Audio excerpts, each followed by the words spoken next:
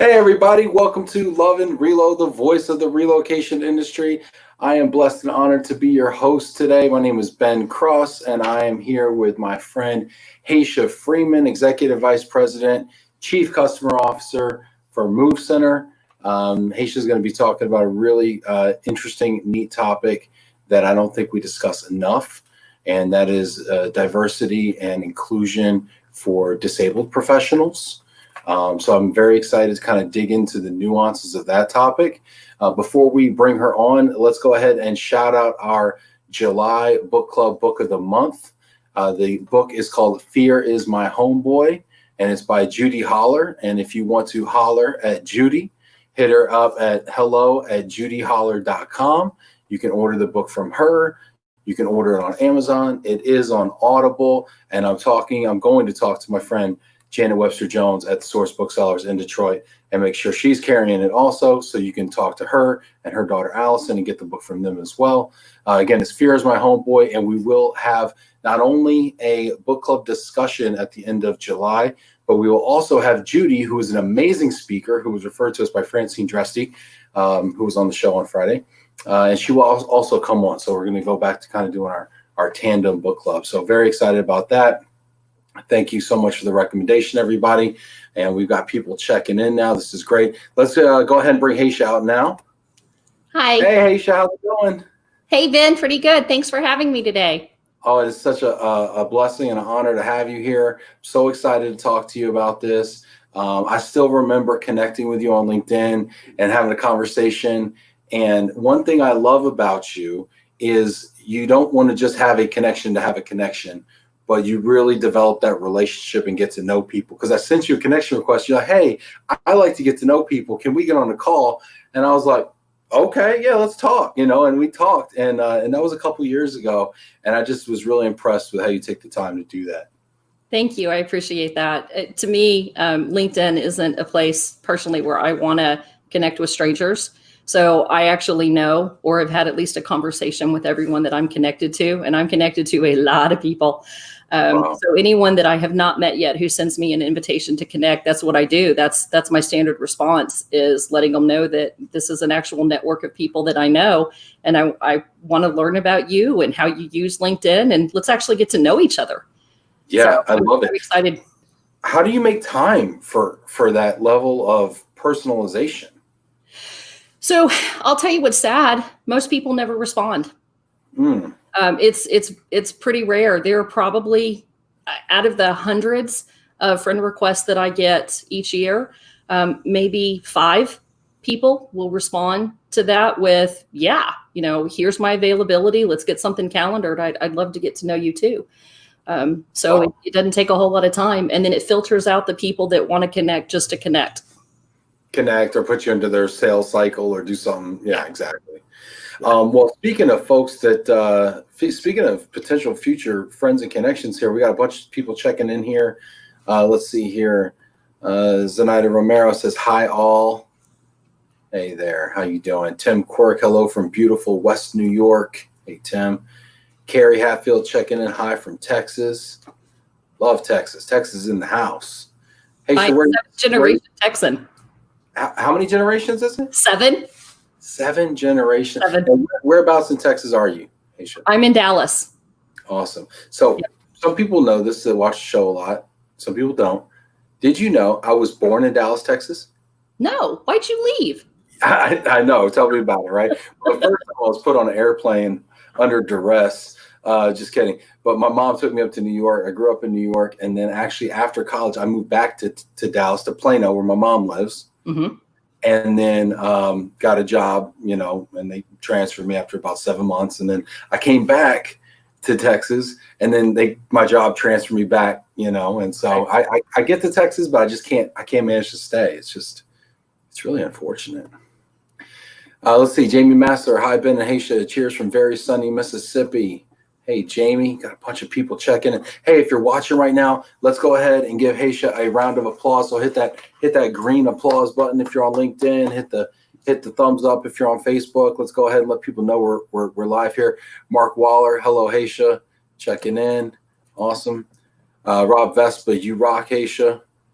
Look at that. See, if you ever pick me up, just come on Love and Reload. People will tell you how great you are. It's wonderful. Got some hearts coming to you. Casey Gale, greetings from San Diego. Hey, Casey. Chris Lauterbach. Hi, Ben and Heisha from Dallas, Texas. Another Texan. Love it. Let's see here. Scott Williamson. Howdy. Howdy. That's the new howdy. Howdy, Ben from Scott in Texas. It's a hootie. It's a hootie, yeah. Hootie hoo. Is that a Houston howdy? Is that what that is? Francine checking in. I got her. Look at that. Christian Hoofaloo. Similar experience on my LinkedIn. Yeah, Christian. Francine, hi all. Lynn checking in. Hey, hi Ben and Heisha. Look at this. I love it. I love it. People checking in. Julie Coleman, another Texan. Hello, Ben and Heisha, coming to you from hot and humid Houston. Julie's a friend of the show, been on the show. So is Hosea. Hello, Ben and Heisha. Hey, Hosea from Universal Global Relocations up in Seattle. Francine checking in. Everybody's checking in.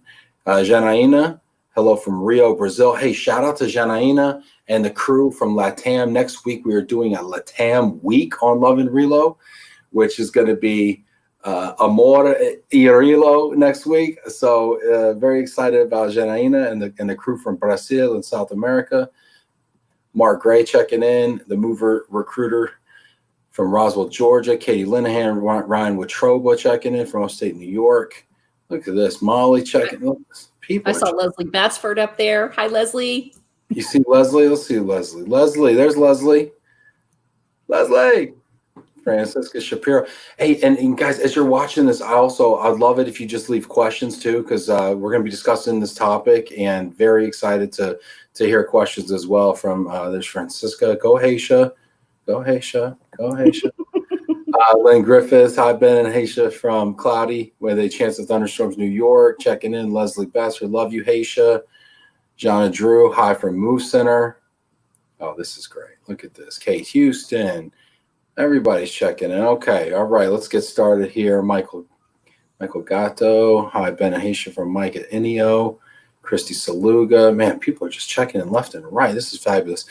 So, Heisha, thank you so much for being here. Thank you for bringing all your friends as well. Very excited to have this conversation.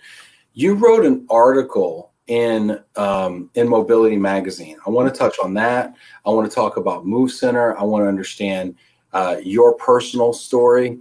But real quick, you're in Texas right now, and I want to just get a quick kind of COVID-19 update. We won't stay on this long, people, I promise. People are probably like, oh, that's a bummer. Don't talk about that.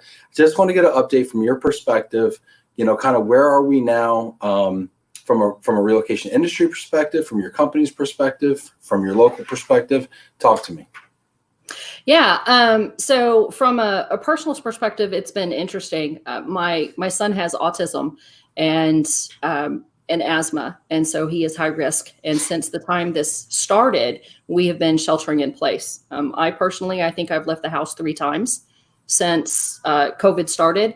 God love my husband. He goes out for work and takes extreme precautions every time he leaves because he doesn't want to bring it home to us. And with the cases in Texas rising, and the county that we live in being Collin County, having a local judge recently say, you know what, we don't have to follow, or no one here has to follow the Governor Abbott's order to not congregate in groups of more than 10 or wear masks. It's really, really scary. Oh my gosh. Yeah, and we are literally, I'm in city of Dallas, but Collin County. So I'm one exit on the highway away from Dallas County, where it's just exploding with cases as well. It's scary out there. And with the information and the landscape changing weekly, we're just playing it safe in our family. And my son with his autism loves it. He doesn't have to go anywhere. Mom and dad aren't forcing him to be socially interactive. He's getting to throw down with extra video game time. He has this amazing karate school that he goes to for special needs, and they've converted to Zoom classes. So he's still doing karate, and then he does yoga via Zoom. He's loving it. From a professional perspective, MoveCenter, I'm very fortunate. Our company has weathered COVID really well. We really didn't have to make many changes because we do have brick and mortar, but we're largely virtual. Every employee in the company has a home office, even if they do go to our corporate office in California. So we're used to working virtually. There was no change, no scramble. We do have plans in place for emergencies, including pandemic, but there's so little for us as a company to do when that happens, because that's how we operate anyway. That's our norm. So it's been okay. We're hopeful that everyone will weather this, that everyone stays healthy, everyone stays safe. My prayers go out to anyone that's having a hard time with illness or job loss during COVID. But so far, our family and the company that I work for, we've been all right. I'm glad to hear that. What are you seeing as far as volumes go from clients out there? That's something we always like to check in every couple of weeks, to say, okay, where are we on this seemingly kind of undulating curve, on this fits of starts and stops? What are you seeing as far as volume, and what do you think we're going to see for the second half of the year? So here's what's been interesting at MoveCenter. Our volume has tanked, just like everyone's volume. Sure. However, our revenue is actually up over last year by a little bit. Our margins are actually up, and they have remained up month over month and year over year. The dichotomy of what's been happening is really interesting. We've noticed that the authorizations for initiations for entry-level positions and most mid-level positions have either come to an absolute halt or been put on hold. We either get the authorization and they say, we're going to be moving this person, but not today. Okay. And let us go ahead and enter into dialogue with that employee to plan for their future move whenever it's green lighted to actually go. But some of the higher level positions have still been moving, and a large percentage of the transferees we've been moving own very high dollar homes. And so it's those real estate transactions that have really come through for us as an RMC financially. And that's how our bottom line, we're actually up. And then it's the mix of our clients. We have a lot of clients in the entertainment industry, in the healthcare, the pharma, and the biopharma, as well as government clients. And those have not changed with their authorizations. Well, I was going to say, for people out there who aren't familiar with MoveCenter, why don't you give us just a little overview of your company as well? I love my company. MoveCenter is a global RMC. We are family owned and operated, multi-generation family owned. We've been in business since 1963. We have won awards for customer service. We're the only RMC in the world that publishes our customer service satisfaction scores on our website for everyone to see. We are the only RMC in the world that's won an award from the Better Business Bureau for our business ethics. We've won other awards as well. Our big claim to fame, we were named Best RMC in the world last year by AI International.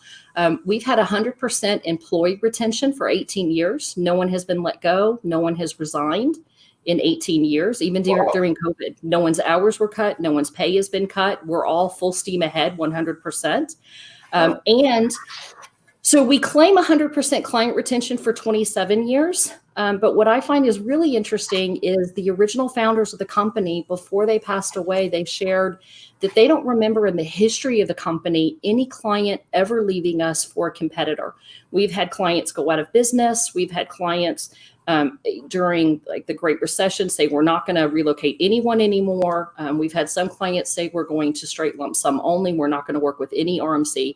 So yes, we've lost clients, but in the history of our company, according to them, we've never lost a client to a competitor, and it has been tracked for 27 years. So that's why our marketing department says we've never lost a client in 27 years, but it's actually, I think, 57 years and counting. We've never had a client leave us for a competitor. That's an incredible statistic. What do you attribute that to? That kind of longevity, that kind of staying power? I mean, the fact that you have zero turnover from employees and clients, what do you attribute that to? It starts from the top down. It starts with our owners and their morals, their ethics. what they bring to the table with the company, the expectations that they set for everyone that works for the company, hiring and recruiting practices, opportunities once you're part of the company. We were also named a top 10 employer in the nation last year. The way that they top 10 employer in the nation? 10 in the nation. Dang. Yeah. Yeah. It's an amazing, amazing place to work. I'll never leave. I have joked with them that if they ever want to get rid of me, they're going to have to get a protection order, because I'm still going to be talking about how great they are. Oh my gosh. What creates team members like you who are just on fire for that company? Because I think, we talk in relocation about the ROI of relocation. And a lot of times it comes down to two things: one, productivity, and two, engagement. Mm-hmm. And people make a correlation between engagement and your effectiveness and the return on your work, right? And so engagement is key. And so many people in our total rewards, our clients who are in total rewards and talent and things like that, understand the link between engagement and the effectiveness and profitability of an employee. And I think that's the secret sauce, right, is engagement. How do companies create engaged employees like you? Because, you are talking about them just so on fire as such a product evangelist for this company. They're amazing. Do you want the truth, or do you want the politically correct? I want the truth. For me personally, I have worked for some really, really crummy employers in the past. At one point, I was so disgruntled with the relo industry because of one employer in particular. I walked away from the industry, and this employer, MoveCenter, brought me back to the industry.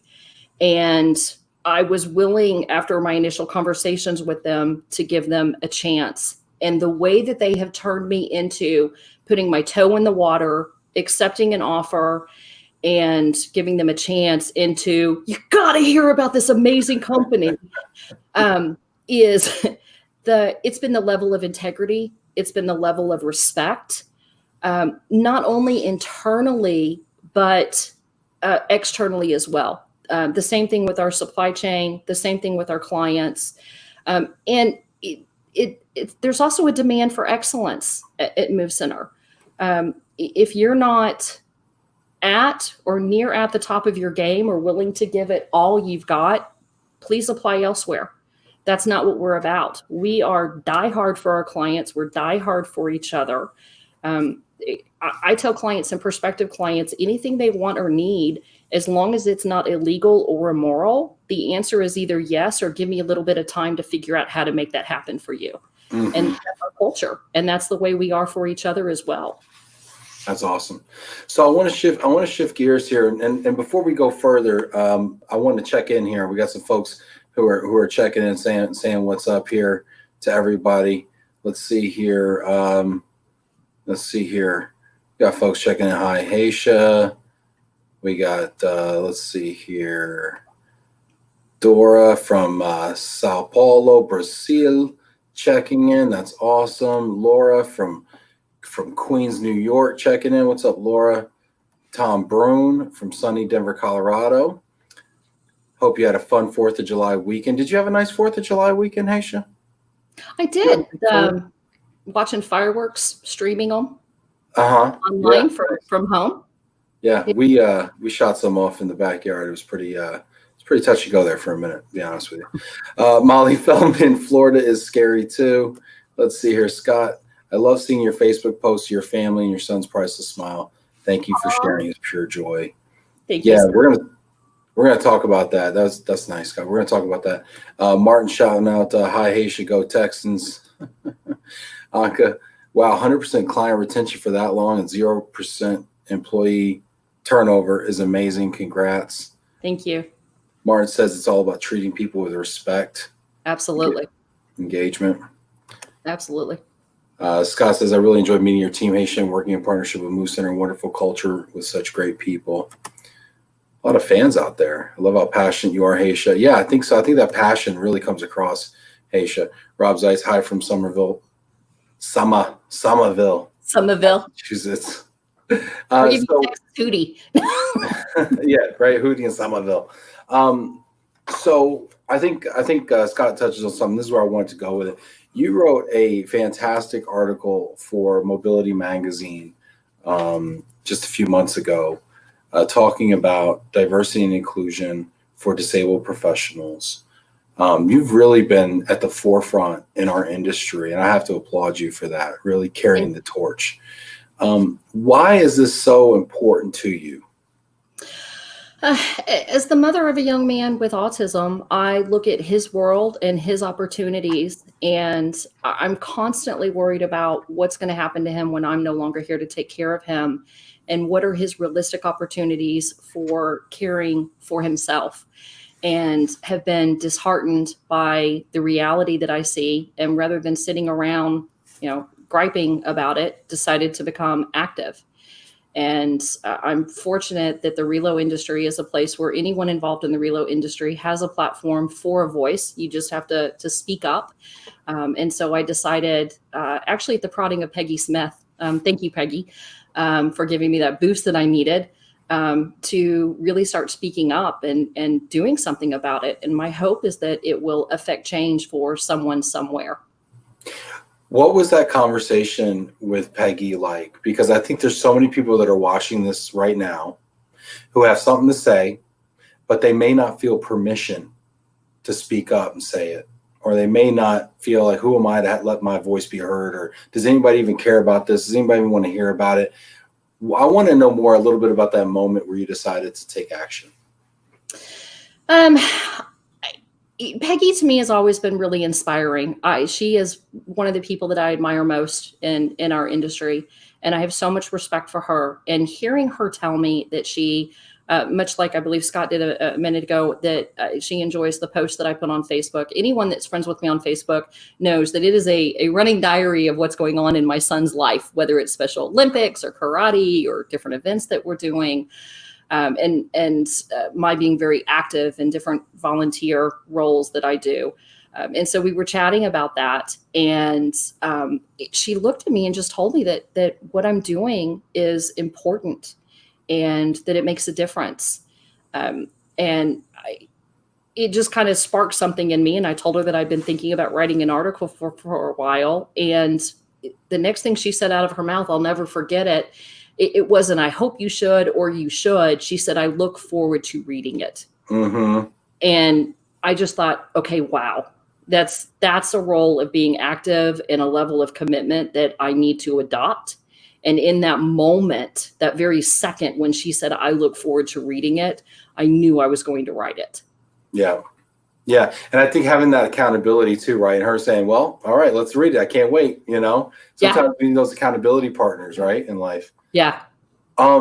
So take me through, you wrote this article and you put it out there, and what was the reception that you got from people on this topic?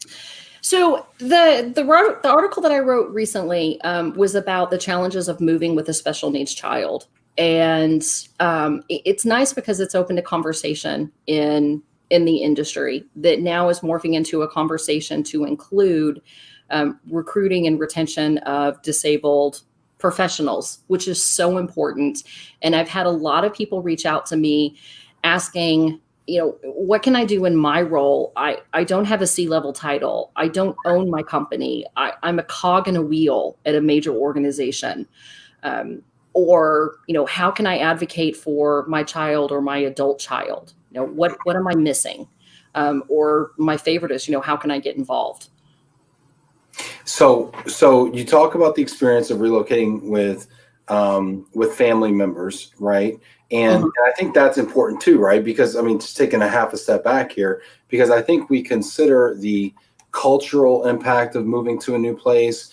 We consider the spouse, who might be, depending on what his or her situation is, right, might need care. We think about the kids as far as fitting into schools and everything, but we don't think about the specific challenges necessarily pertaining to our family members with disabilities, or frankly, there's also, we have like elderly parent concerns and things of that nature, right, where you're still having to provide care, right? And then, So going through that, and then now looking at the workforce, and I think that this is something also that as we talked, it really stuck out to me, and it's in keeping with you, and it's in keeping with MoveCenter, and it's about creating this culture. And I really would love for people to hear how you and how MoveCenter has created this culture of acceptance and empowerment. And I just can you tell us about that? Give us some tips. Yeah. Yeah, absolutely. I want to start out by framing like why this is important and why employers should care. 1 in 5 Americans has a disability. That's 20% of our population.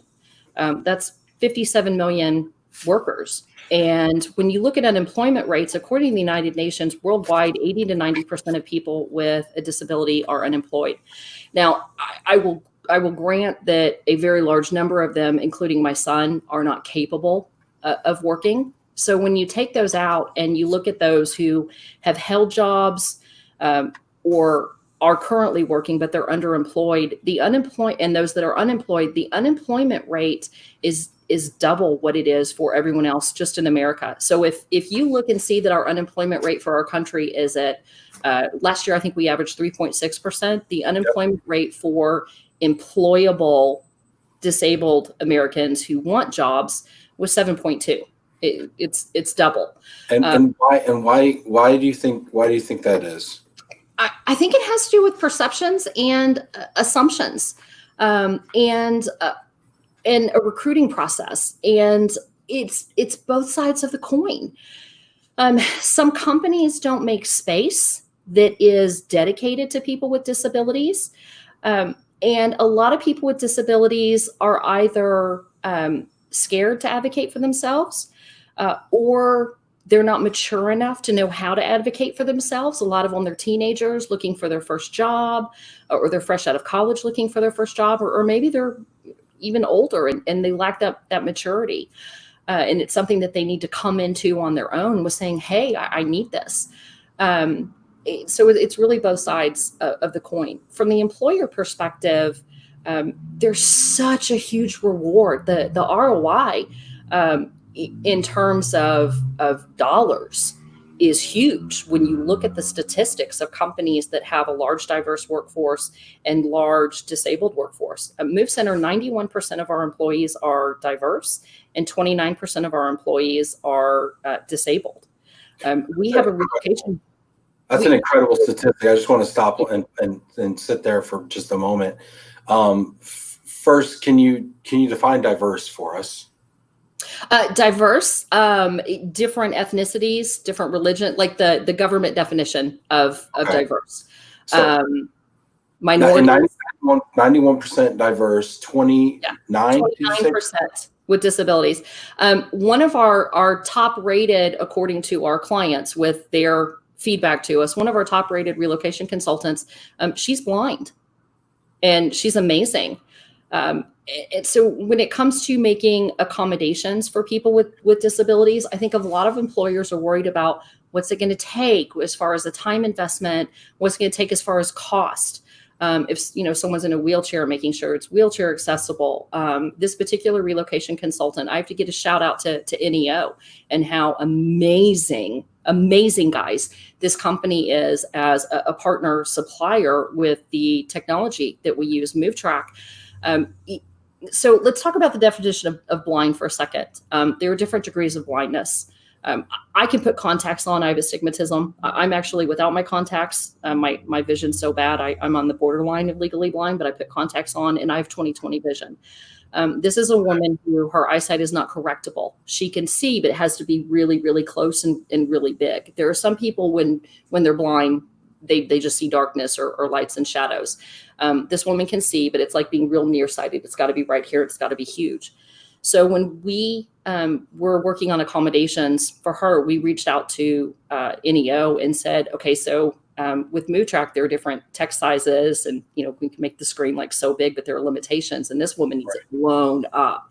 Right. And I'm not kidding. I think it was 2 hours later, they let us know that their programmers had made the change.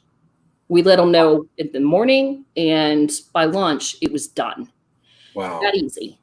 that easy when you have incredible companies like NEO that you're working with, and you're willing to have a conversation with your employees about, what do they need to make their job easier. If she hadn't spoken up, we wouldn't have known what she needs. Yeah, and I think that I suspect that folks who are struggling out there don't always maybe feel comfortable advocating for themselves and saying, here's what I need to be successful, right? Because sometimes you get the line, well, just deal with it. We all deal with it or whatever, Mm-hmm. And so how can we change our mindset as employers, as leaders, as allies?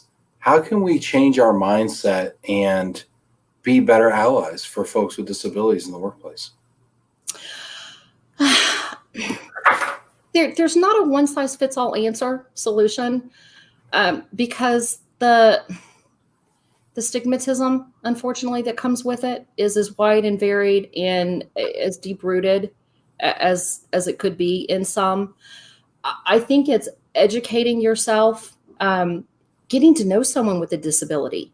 If you don't know where, go get involved with Special Olympics. Make a friend who's disabled. And I don't mean friend them because they're disabled, but be open to that. I've always been of the mindset that if you really want to be a well-rounded person in your life, you should have one friend that makes a disgustingly huge amount of money, way above what you make. You should make friends with someone that is well below the poverty line. You should make friends with someone whose religion is the opposite of yours. If you are devout Christian, make friends with an atheist, and not with the ethos that you're going to change them to believe like you, but to really understand them where they are and where they come from. Right.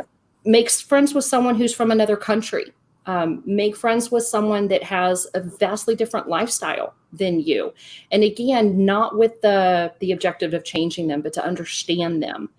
And I think once we really start reaching out and befriending people that are from all walks of life with different mindsets, that it just happens naturally.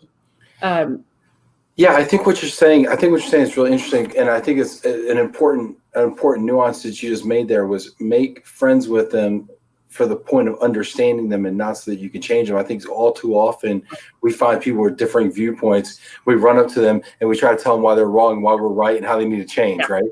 And that never goes over very well, right? So how do you maintain that mindset though when you see someone who's different to being open? Because I think we lead our lives and we try to be the best people we know how, and we make our decisions with intention oftentimes because we have a certain value set and belief system that says this is the best decision for us, and then we see somebody doing something totally different or going in a different direction, and our predilection is to go up to them and say, hey, don't you know you're doing it wrong? Come do it this way. And how do you maintain that open-mindedness? I think it's really a lesson we could all draw from right now.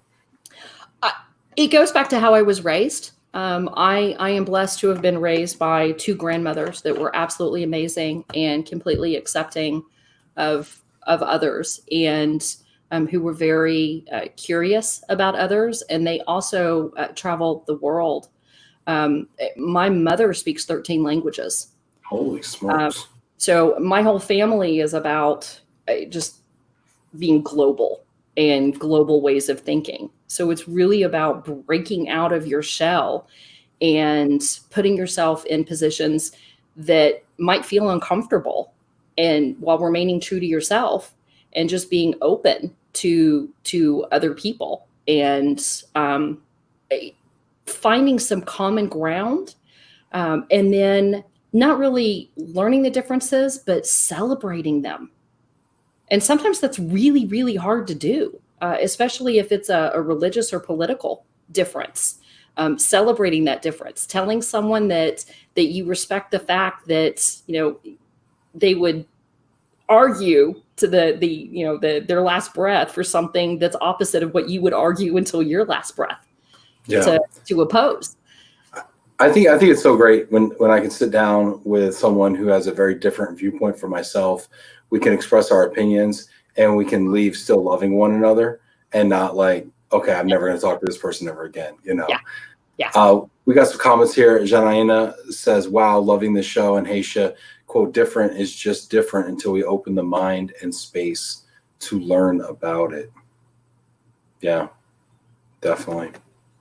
No, Ben, there's a government program that I wish that corporations would adopt when it comes to hiring. It's called Schedule A. It's non-competitive for positions.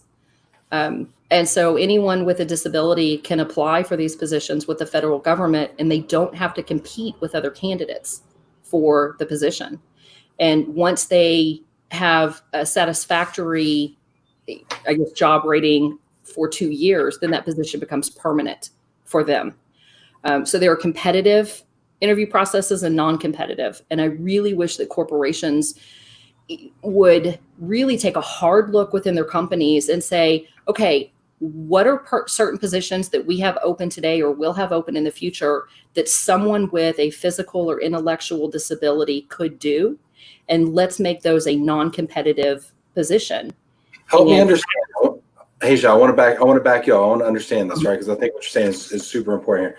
So tell me what the schedule is, because I missed it. You said Schedule A? The letter A, Schedule A. And what is the definition of Schedule A? So it is a program for hiring people with disabilities in a non-competitive hiring process for federal positions. And what is the benefit through this government program?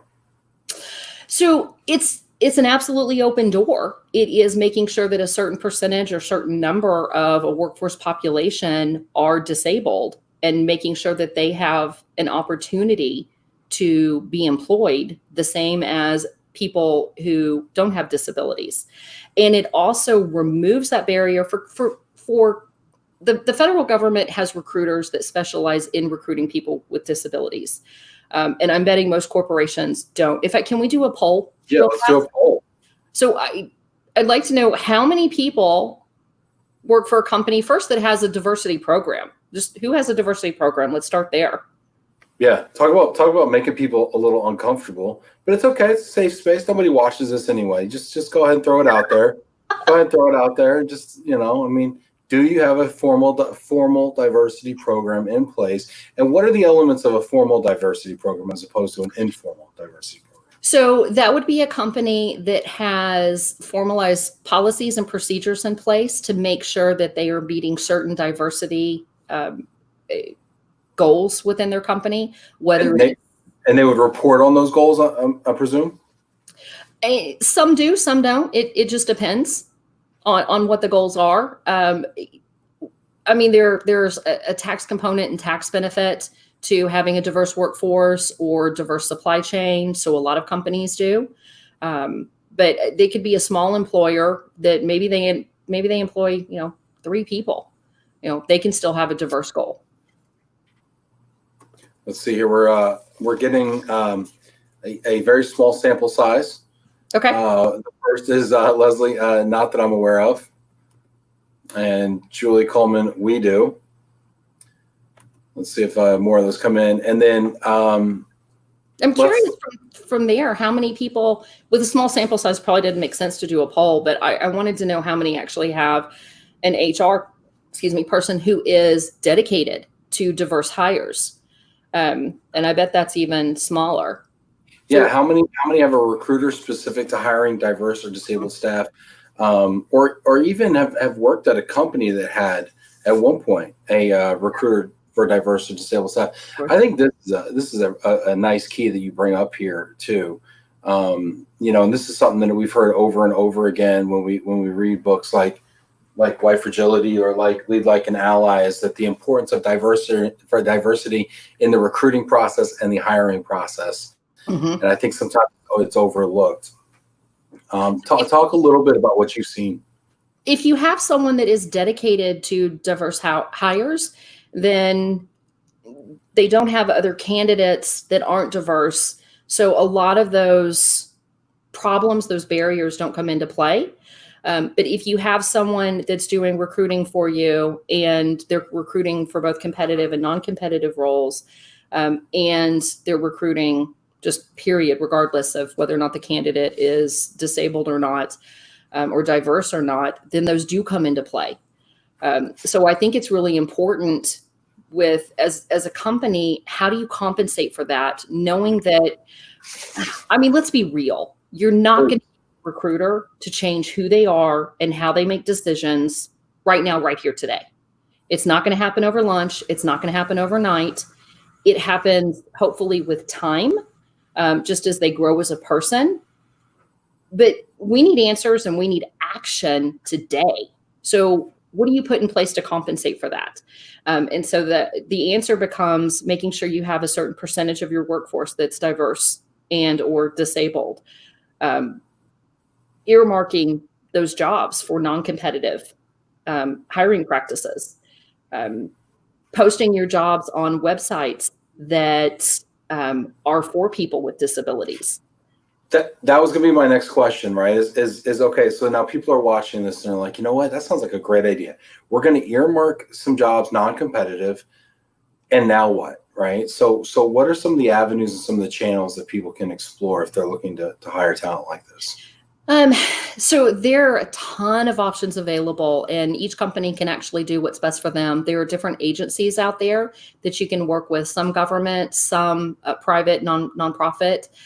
And they will have different counselors and caseworkers who can help you be matched or paired with people who have applied for non-competitive roles or want to apply for non-competitive roles, and can put that one worker in front of you. Because the point of non-competitive is one candidate, and if they're qualified, they're hired. You don't look at other candidates. That's non-competitive. So you don't need to have a bunch of resumes in front of you. It's the very first one that fits, and you don't look at any others. And you shouldn't have others until you find out that this person is not qualified for the job.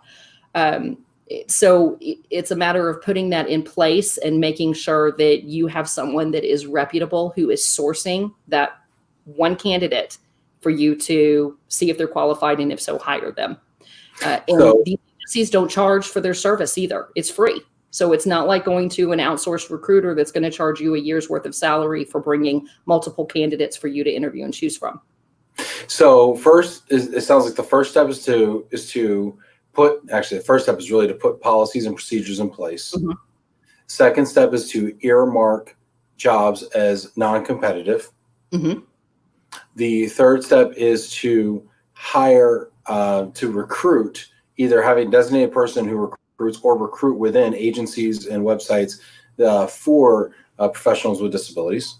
Yes. And then now you've hired this person, right? The first person that meets the requirements, you've hired them. Now, how do you create an environment and a culture where they feel accepted and can be productive, day one? Yeah. It comes down to making sure that you as the employer or their direct supervisor, whether it's the HR department, leadership, and direct supervisor, are starting the conversation with them about what they need to perform in their role, and doing it in a way that is appropriate, that is non-shaming. I mean, I have a story. I actually know someone that when they got hired for their job, one of the owners sat them down and said, "What's wrong with you? Tell me what's your deal?" Mm-hmm. And I can't imagine being in that person's shoes. Mm-hmm. So it's having that conversation and starting the conversation, and then having an open door, having an open dialogue about it with our employees that have disabilities, as well as those who don't have disabilities, by the way. We are doing regular check-ins. How are things going? What do you need? If you could change something, what would it be? What can I do in my role to make you doing your job easier? Talk to me. It's a two-way street, and it's an ongoing conversation, because people's needs change over time, and it's being cognizant of that and open to it and respectful of that. And the way that we look at disability and treat disability at MoveCenter is the same way that we do in my household and in my family with my son. My son's autism, that's a fact of life. The same as I have dark hair, same as I'm wearing a pink shirt today. It's not something to be sad about. It's not something to, brag about. It's just a fact of life. And so we deal with it in a matter-of-fact way of, okay, what's needed and how are we going to make it happen? And then we do it and we move on with life. And having that attitude whenever it comes to workers. If you have someone who's, okay, let's take COVID for an example. Everyone had to switch to working remote, except people work at MoveCenter because we're already remote. But these companies were scrambling. What do we need to get in place for these people to do their jobs? It's the exact same thing for people with disabilities, except there's no event to precipitate it. It's just having that mindset. What does this person need to do their job? Matter of fact, and then you make it happen. I can understand. I can foresee and even empathize with people who might not want to have this conversation at work and might feel like this is a loaded conversation to have. Much the same as the conversation about race that we've been having on this show, right? Where as soon as you name it, you feel like you're in a very uncomfortable and precarious situation, right? Talking about race, talking about disability, and what if you say something wrong or do something wrong or whatever. And so I can understand why people, hiring managers or team leaders would be hesitant to want to talk about it and therefore would ignore it, right? And not have the conversation. And so have you seen a good resource that people who are looking to raise their awareness and their skills in this area so that when they do hire somebody, a disabled professional, that they can have conversations that are productive, that are inoffensive and all? Yeah. Start with the National Organization on Disability. They have a wonderful website with wonderful resources. And there are tons of other websites and organizations out there, but I would start with NOD, National Organization on Disability. And then if you know someone in your life or you have an employee or colleague with a disability, you can start a conversation with them, framing it with, I'm really worried I might say something offensive. And that's not what's in my heart. So if I do say something, please let me know. And at the same time, I also need to understand and then have the conversation. I did that with one of our employees where I'm not really familiar with their particular disability before talking to you today, because knowing which way the conversation may or may not go, I knew I may or may not be talking about their situation and the accommodations that we make for them. And it had to do with travel. I actually reached out to them and quite literally said, forgive me. I don't know if our company does this as an accommodation for you. And it's another employee that we have more than one that's blind. And we actually provide transportation to them to work, because that's an accommodation that employers can provide if someone has a disability that prohibits them from driving. And I said, I don't know if that's something that we've been doing from the beginning, and how did that conversation get started? So just be honest. This is really, really good stuff here, Heisha. We're getting some comments here. Let's see here. Dora says, in Brazil, there is a law that obligates companies to hire people with disabilities. Depending on the size of the company, there is a certain percentage. Unfortunately, not all companies have a diversity program and are prepared. Yeah, I mean, what do you think the breakdown is, or the disconnect is, Heisha, between companies that say they want to do good in this area, but maybe it just fails to execute? What's that disconnect? I wish I had an answer. I don't. Because they get busy, they forget, it's not a priority, they don't go out of their way to make it happen. And so, same reason I don't go to the gym. I mean, is that what we're talking about here? Well, and then out of sight, out of mind.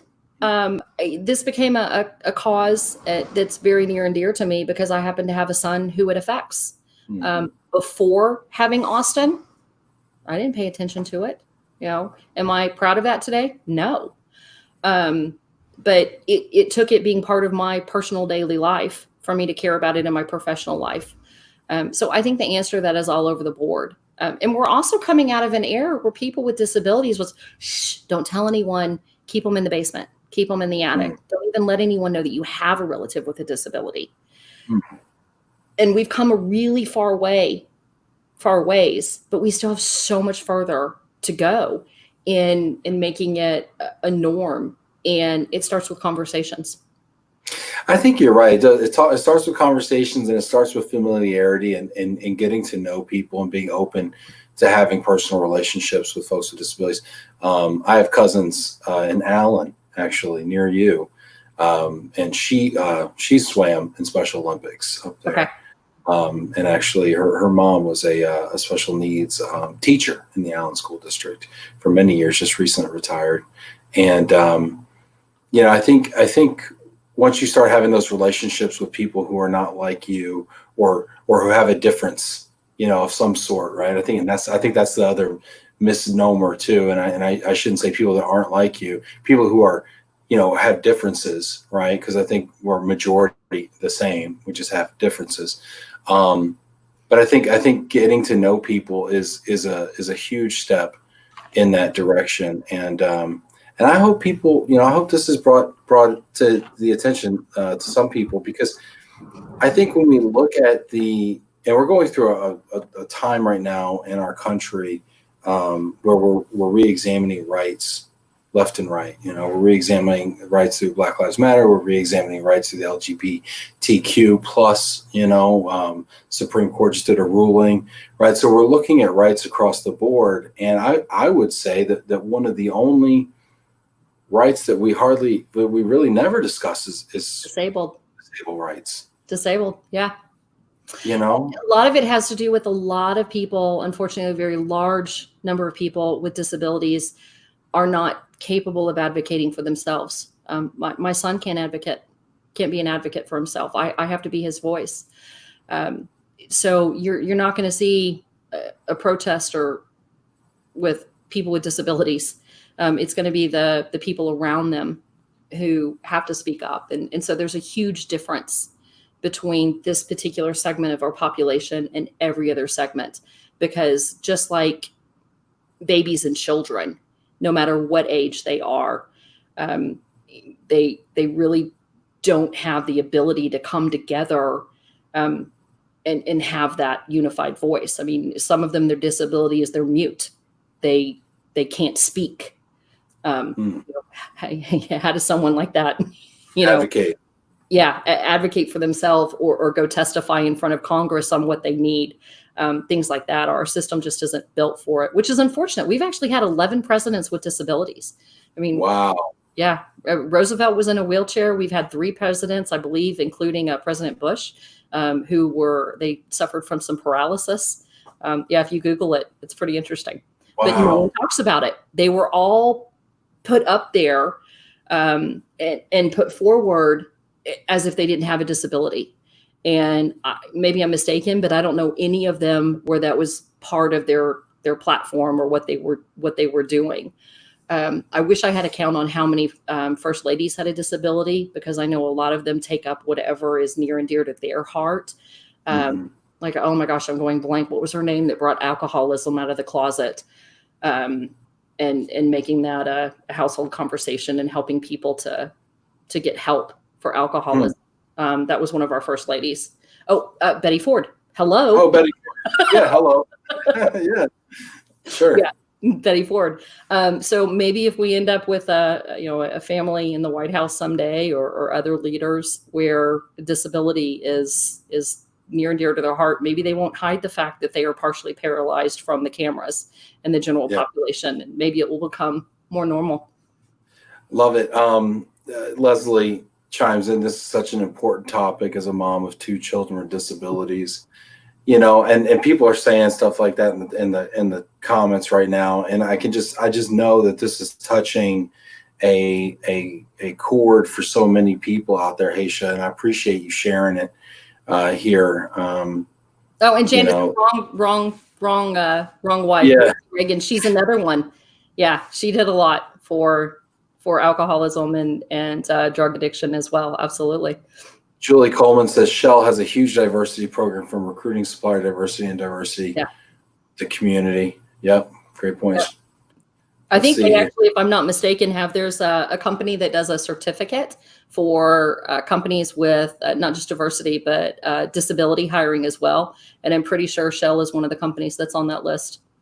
A lot of household name companies are, which is wonderful. Yeah, Betty Ford. That's what I was thinking. Shauna, Drew, great topic. We need to change the world. Amen. We do. Let's do it, Shauna.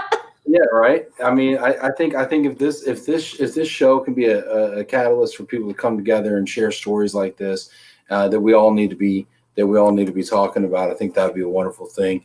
A discussion often puts aside. This one's for the books. Thank you, Francisca. But I want to pivot now to relocation real quick here. As we keep getting people coming in with comments here. Great job, Heisha. Thanks for sharing, putting the spotlight on this important issue. Thanks, Bruce. Jamie, good for you. Heisha, it's so wonderful to hear you're giving a voice to the voiceless. Disabled citizens deserve a piece of the American dream too. Yeah, I do. Yeah. 100%. I want to talk relo real quick here because you've been doing this for a little while now, as have I. And as you know, these transferees that we have the honor of serving, and their families in whatever form, can throw some curveballs. And I know that you have some pets of your own. So do you have any funny pet stories maybe? I do. I have several stories for you from transferees. Actually, my pets are all pretty boring. We don't have, other than them typically walking across the keyboard or camera whenever I'm trying to have a Zoom meeting. Here are some of my favorites, just real quickly. And I'm reading from a list, so forgive me. I got my cheat sheet here. That's a list. Wow, that's awesome. I love it. I got a list. So there's the one. This one cracks me up. So there's a guy who moved with 2 small dogs, and his first day in his house, they got through a hole in the fence, and their new neighbors had a dog door, and the 2 dogs ran in the neighbor's house. And to make matters worse, the neighbors weren't home. They were on vacation. And this guy could not get his 2 small dogs out of the neighbor's house. And his dogs proceeded to throw the cushions off the sofa. And they apparently had a dog. And the 3 dogs had just a wonderful time. And it wasn't until the dog sitter showed up on the first day and called the people they were pet sitting for to complain they were only being paid for 1 dog when they so obviously had 3 dogs. Oh my gosh. I mean, what do? Your dog's in someone's house and they're not home. You can't go in and get them. Yeah, and it's over the fence. It's not even you go hang a steak outside the doggy door and wait till something comes out. Over the fence. So that's one of my favorite stories. Another one, this is really interesting. So there is a company that they have in their relocation policy. Each pet for a pet move gets picked up in its own limousine.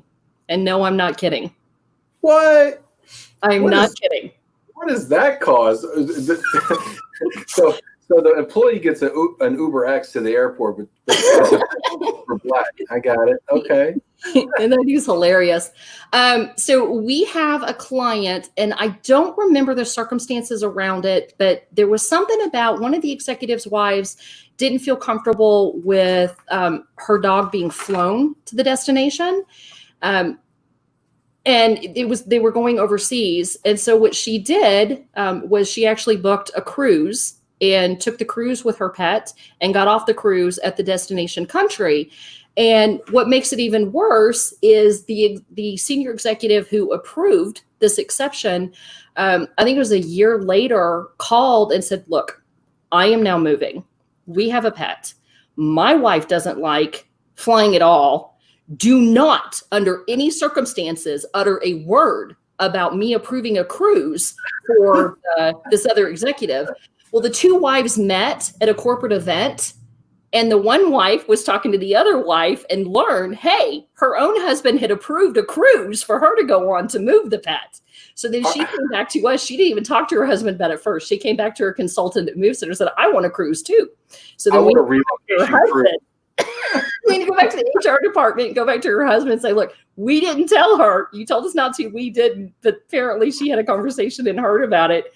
What do you want to do? Oh, my gosh. One more thing for people to spend their lump sums on, a cruise. That's great. Yeah. So there's another couple. They had a dog that was in quarantine in Australia. And in quarantine, they found a tick on the dog. And in Australia, when a tick is found, your quarantine is automatically extended to a full month. And this company ended up this couple ended up squabbling so much that they asked the company to come up with a visitation schedule so that they were not visiting their dog in quarantine on the same day. Oh my gosh. The things that we do for clients. Oh my gosh. We had another lady, she had a home with a large amount of acreage. And when asked if she had any pets, she said no. So when the movers showed up to move her stuff that day, it turned out that she had some horses, and she was really angry that we didn't automatically know that she had X number of horses, because according to her, anyone with half a brain knows X number of acres of property equals X number of horses. So how dumb were we not to just automatically know that she had horses? And then what makes it even more comical, after she called us idiots, I'm not saying she's an idiot, but she was upset that the movers that day would not load her horses on the truck with her boxes, with her household goods.